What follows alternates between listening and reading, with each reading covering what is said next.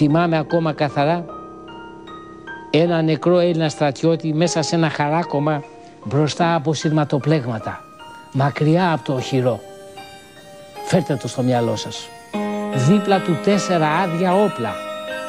Εδώ δεν κοίτοταν ένας εχθρός. Μπροστά μου έβλεπα έναν ήρωα που ούτε οι αρχαίοι ελληνικοί μύθοι δεν θα μπορούσαν καλύτερα να περιγράψουν.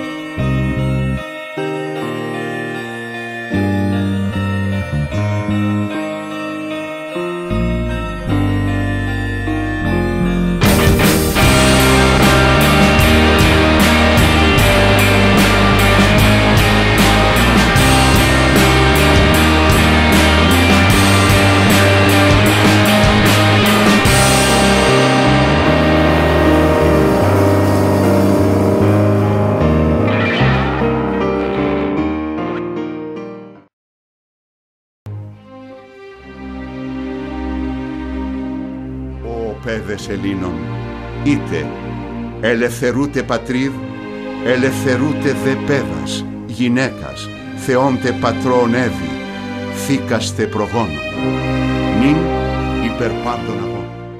Οι Έλληνες ήταν εκπληκτικά γενναίοι αντίπαλοι. Ακόμα και οι τραυματίες τους, ξαπλωμένοι και ανήμποροι μέσα στα χαρακώματα, προσπαθούσαν να μας χτυπήσουν με τις λόγους τους. Δεν απέφευγαν τον αγώνα σώμα με σώμα. Το αντίθετο μάλιστα το επεδίωκαν. Πολλές τέτοιες σκηνές μας θύμιζαν τον πόλεμο της Ηλιάδας, όπως τον ακούσαμε από τους δασκάλους μας. Οι Έλληνες ήταν ένας υποτικός αντίπαλος. Φέρθηκαν καλά στους άνδρες μας που εχμαλώτησαν. Οι Έλληνες αμήνθηκαν με αυταπάρνηση. Το δικό τους παρέμεινε ακλόνητο, τα νεύρα τους ατσάλινα.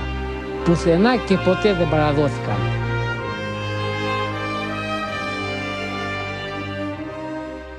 Τι γράφανε την ιστορία του κόσμου? Μόνο οι Έλληνες. Ο Αλέξανδρος, σκεφτικός και από τους ατυλούς του έμεινε εξάρτητος τη νύχτα. Έκανε την προσευχή του. Πάντα οι Έλληνες εισέβγαιναν τον Θεό. Πάντα επίστευαν στον Θεό. Δεν εφοβούνται τον Θεό.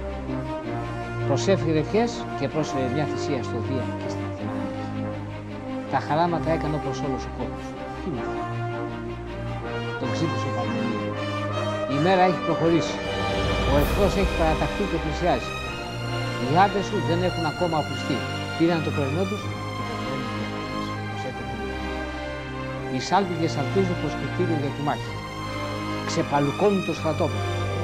Τις αποξοκεδές καθώς και τους εχμαλώτους και ανάμεσά τους τη γυναίκα του Δαΐου και τα παιδιά του τους στέλνουν σε ένα λόφο στα άμυνα. Οργανώνουν τη μετοπική γραμμή στο κέντρο και τους συμμάχους ορθή γωνία στις πέλικες. Το υπηκό σε λοξή διάταξη ή σε γωνία για να αποφύγουν να τους ο εχθρός. Ουρλιαχτά κατά το ξεκίνημα είναι το αλαλά.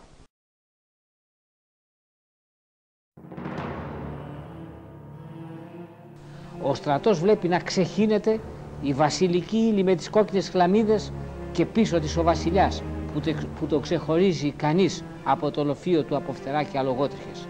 Και κατόπιν όλα χάνονται μέσα στη σκόνη, στις καρδιές, στα χτυπήματα, στις πτώσεις. Τέτοια ήταν η ζωή.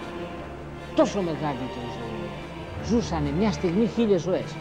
Φανταστείτε αυτές τις σκηνές, τις οποίες τις περιγράφει ο Πολ Φόρ. Έτσι ήταν οι Έλληνες. Έτσι πρέπει να γίνουν οι Έλληνες.